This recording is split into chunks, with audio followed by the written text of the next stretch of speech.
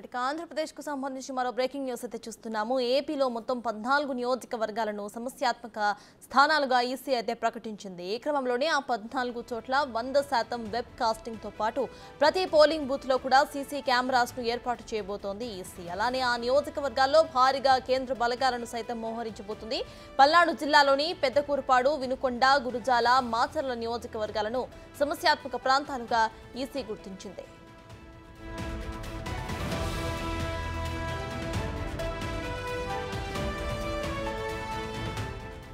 వాటితో పాటు ప్రకాశం జిల్లాలోని ఒంగోలు, నంద్యాల జిల్లాలోని ఆళ్లగడ్డ, తిరుపతి జిల్లాలోని చంద్రగిరి, తిరుపతి నియోజకవర్గాలను సమస్యాత్మక ప్రాంతాలుగా పేర్కొంది. ఎన్టీఆర్ జిల్లాలోని విజయవాడ సెంట్రల్, చిత్తూరు జిల్లాల్లోని పుంగనూరు, పలమనేరు, అన్నమయ్య జిల్లాలోని పీలేరు, రాయచోటి, తంబళపల్లె, ఇక అసెంబ్లీ స్థానాలను కూడా ఈ లిస్టులోనే చేర్చింది. గతంలో ఎన్నికల సందర్భంగా జరిగిన ఘర్షణలు, అల్లర్ల నేపథ్యంలో ఎన్నికల సంఘం ఈ నిర్ణయాన్ని తీసుకుంది.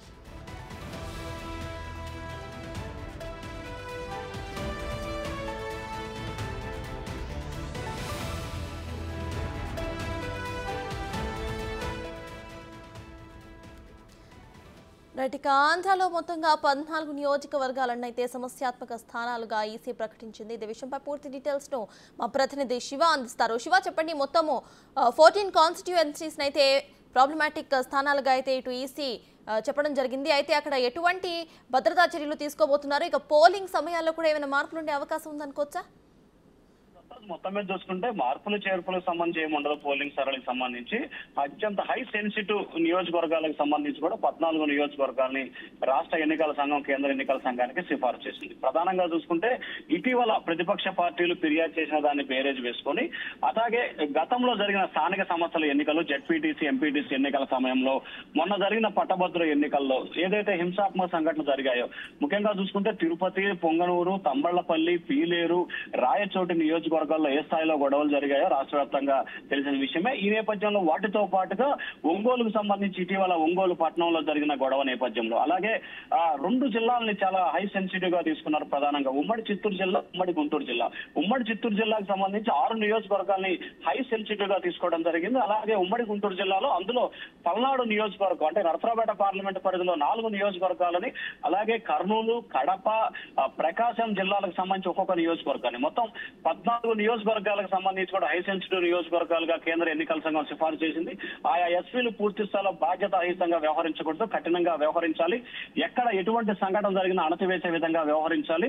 ప్రశాంతంగా ఎన్నికలు జరిగేందుకు తీసుకోవాల్సిన చర్యలపై ఎక్కువగా ఫోకస్ పెట్టాలని చెప్పి కూడా ఆదేశాలు జారీ చేశారు. దాంతో పాటుగా ఏదైతే కంప్లీట్ గా 100కి 100% వెబ్ కాస్టింగ్, ఏదైతే పోలింగ్ సరళి మొత్తం కూడా పోలింగ్ బూతుల దగ్గర నుంచి పోలింగ్ వేసేదానికి సంబంధించి, అలాగే పోలింగ్ బూత్ కి దాదాపుగా 500 మీటర్ల దూరంలో ప్రతి క్షుణ్ణంగా పరిశీలించడంతో పాటు సిఆర్పీఎఫ్ భద్రతా బలగాలు, అంటే ప్రతి పోలింగ్ బూత్ వద్ద కూడా దాదాపుగా 100 నుంచి 150 మంది భద్రతా సిబ్బంది ఉంటారు. నిజంగా చెప్పాలంటే ఓటర్లకి ప్రతి 10-15 మంది ఓటర్లకు ఒక పోలీస్ సిబ్బంది భద్రత ఉండే అవకాశాలు అయితే కనిపిస్తున్నాయి. చాలా హై సెన్సిటివ్ గా, ఎందుకంటే కేంద్ర ఎన్నికల సంఘం ప్రశాంతంగా ఎన్నికలు నిర్వహించాలని చెప్పి భావిస్తా ఉంది. దానిలో భాగంగానే ఇటీవల జరిగిన పరిణామాలు, ముఖ్యంగా పల్నాడులో జరిగిన అనేక గొడవలను దృష్టిలో పెట్టుకొని కూడా అక్కడ మాచర్ల, గురజాల, వినుకొండ, పెదకూరుపాడు నియోజకవర్గాల్లోని కూడా హై సెన్సిటివ్ గా ప్రకటించిన పరిస్థితి కనిపిస్తోంది. సో ఓవరాల్ గా ఈ 14 నియోజకవర్గాలను కూడా చాలా సీరియస్ గా తీసుకోవాలని చెప్పి ఆదేశాలు జారీ చేశారు. ఇక్కడ ఏమాత్రం కూడా ఉపేక్షించిన ఆ ఎన్నికల అధికారిపై, అలాగే ఆ జిల్లా పోలీస్, అలాగే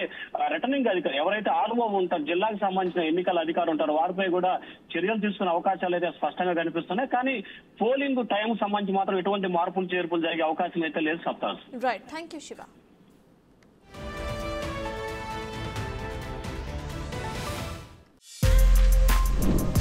For more videos like this, subscribe Big TV channel.